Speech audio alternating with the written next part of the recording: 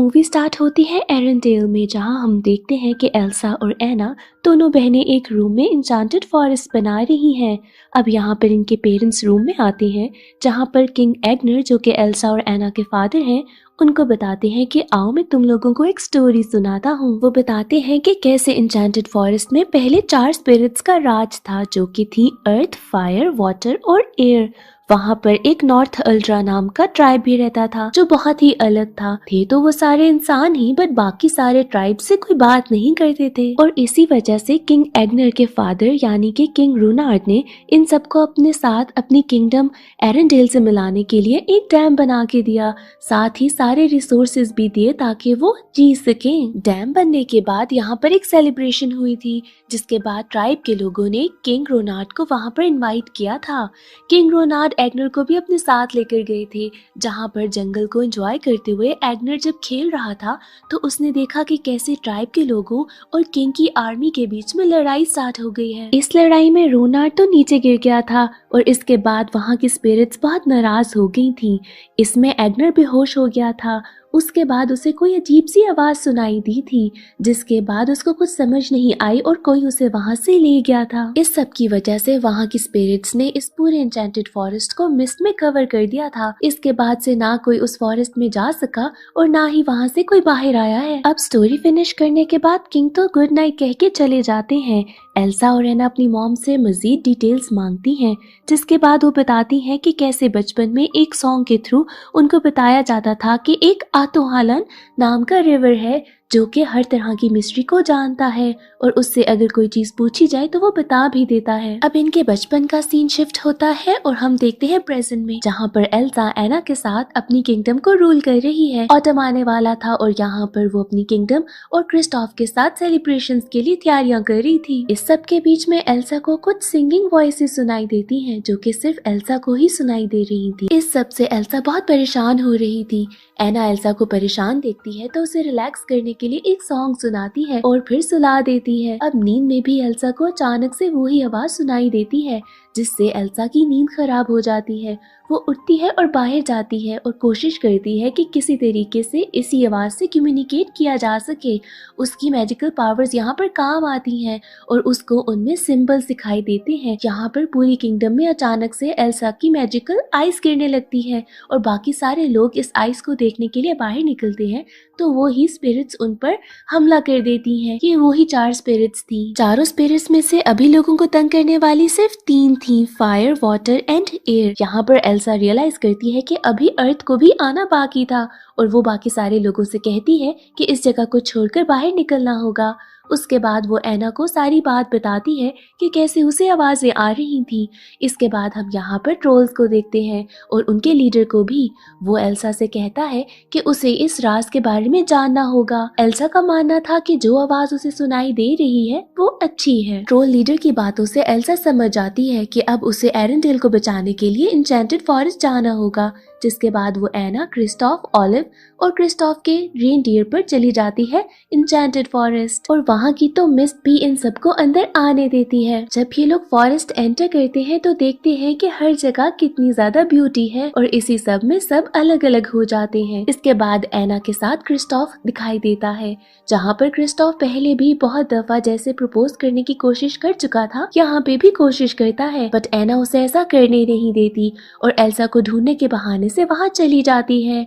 Elsa दूसरी तरफ olive को ढूंढ रही थी, जो कि शायद कहीं गुम गया था। ये सब लोग मिलकर ऑलिव को ढूंढ ही रहे थे कि वहां पर अचानक से एयर स्टॉर्म आता है और इन सब लोगों को अंदर ले लेता है। पर यहाँ पर एयर स्पिरिट बाकी सब लोगों को बाहर निकाल देती है और एल्सा ही अंदर रह जाती है। एल्सा खुद को बाहर निकालने के लिए यहाँ पर अपनी मैजिकल पावर यूज करती है, तो उसे पास्ट के कुछ इवेंट्स नजर आते हैं, जैसे कि एग्नर को कोई औरत बचा रही थी।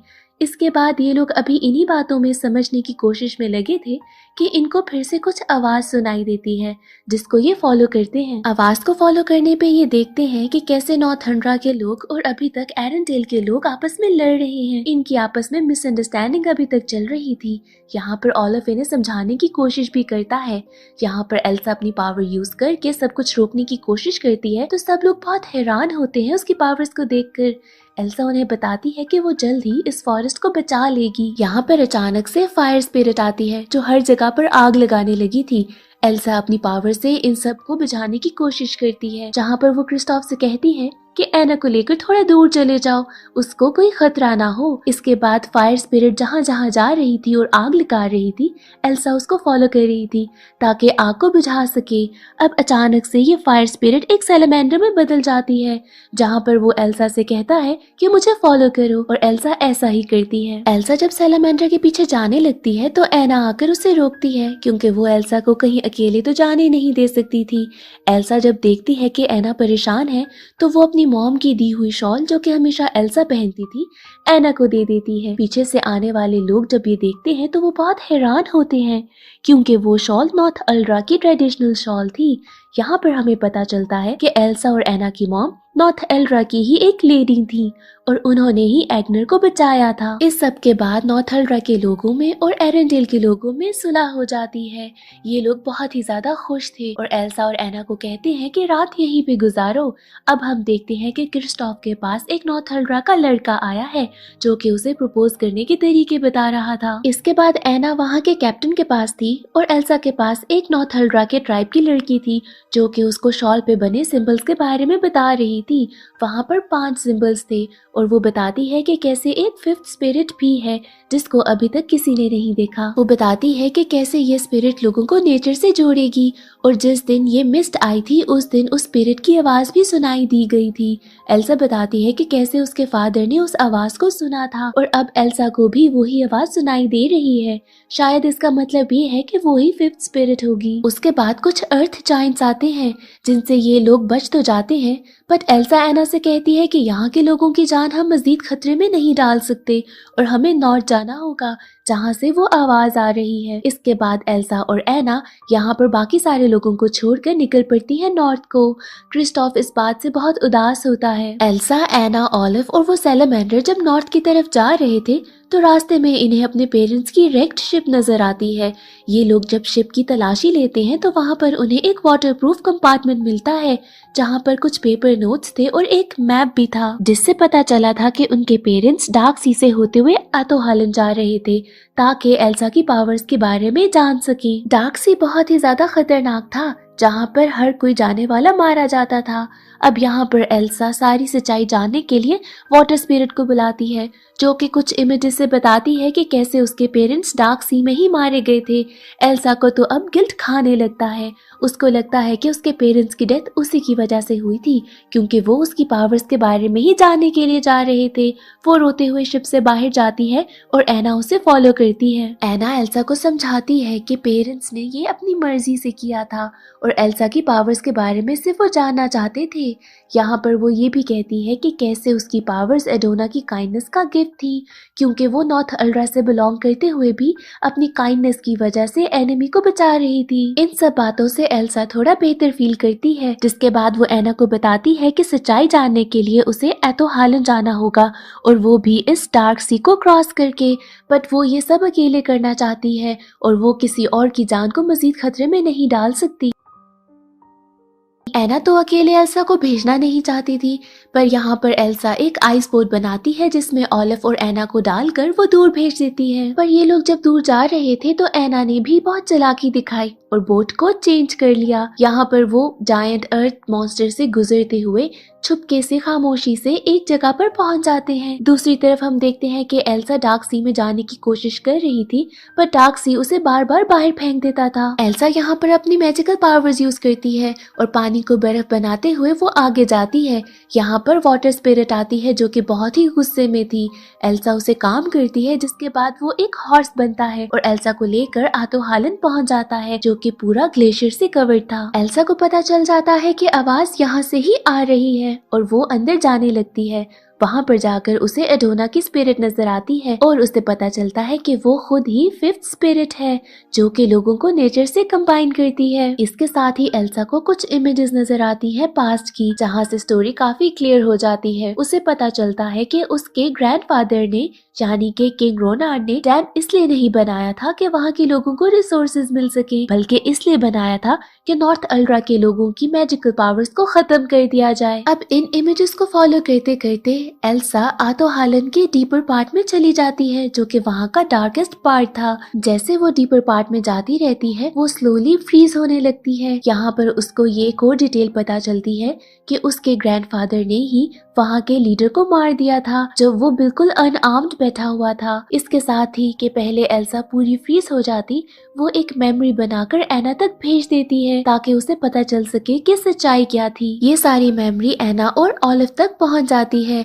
जहां पर एना सोचती है कि अब डैम को किसी भी तरीके से तोड़ना होगा ताकि वहां की मिस्ट एंड हो जाए और सारी स्पिरिट्स खुश हो जाए।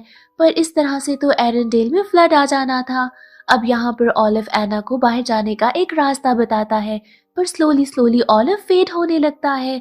यहाँ पर एना को समझ आ जाती है कि एल्सा जरूर किसी खतरे में है। देखते ही देखते ऑलिव एना के हाथों में खत्म हो जाता है, जिसके बाद एना वहाँ से उदास बाहर निकलती है और अर्थ मॉन्स्टर्स को उठाने की कोशिश करती है कि वो उनको फॉलो करे। यहाँ पर अर्थ मॉन्स्टर्स बाहर निकलते हैं और एना को फॉलो करने लगते हैं। आगे वहाँ पर एरेंडेल वाली आर्मी भी थी, जहाँ पर चीफ कोशिश करता है कि एना के साथ मिलकर मॉन्स्टर्स को जगाए। इन सब का प्लान था कि अर्थ मॉन्स्टर्स को प्रोवोक करे ताकि वो ये डैम किसी तरीके से तोड़ दे, और बिल्कुल ऐसा ही होता है। यहाँ पर अर्थ मॉन्स्टर्स प्रोवोक होकर वहाँ डैम की तरफ बड़े बड़े पत्थर फेंकने लगते हैं, जिसकी वजह से डैम टूट जाता है और पानी फ्लो करने लगता है। यहाँ पर तो एना गिरते गिरते बचती है, उसे क्रिस्टोफ बचा ही लेता है, और जैसे ही डैम टूटता है स्पिरिट्स खुश होकर एल्सा को भी फ्री कर देती हैं। डैम से निकलता हुआ पानी बहुत ही तेजी से फ्लो कर रहा था एरेंडेल की तरफ, और ऐसे तो पूरी एरेंडेल किंगडम ही फ्लड कर जानी थी। बट यहाँ पर एल्सा अपने वाटर हॉर्स पर पहले ही पहुंच जाती है, जहाँ पर वो एक आइस फॉल बनाती है और पानी को कंट्रोल कर लेती है। इसके बाद वो इंचेंटेड फॉरेस्ट जाती है, जहाँ पर मिस्ट खत्म हो चुकी थी। इसके बाद सब बहुत खुश हो जाते हैं और हर कोई फ्री हो जाता है। एल्सा और एना एक बार फिर से मिलती हैं। एल्सा एना को बताती है कि कैसे वो ही फिफ्थ स्पिरिट है, और वो ही है जो कि लोगों को नेचर से मिलाती है, और वो एक ब्रिज की तरह है जिसका दूसरा एंड एना है, क्योंकि ये दोनों ही नेचर और ब्यूटी लोगों को कनेक्ट करते हैं। इसके बाद एल्सा अपनी पावर से फिर से ऑलिव को रिवाइव करती है। इसके बाद हम देखते हैं कि क्रिस्टोफ एना को एक बार फिर से प्रपोज करता है, और इस बार एना मान जाती है। इसके बाद सीन शिफ्ट होता है एरेंडेल किंगडम में, जहां हम देखते हैं कि एना वहां की न्यू क्वीन बन चुकी है और एल्सा बन गई है एन्चेंटेड फॉरेस्ट की प्रोटेक्टर। यहाँ पर एक लेटर आता है एल्सा को, जो कि एना ने भेजा था। वो उससे मिलने के लिए जाती है और यहाँ पर मूवी एंड हो जाती है।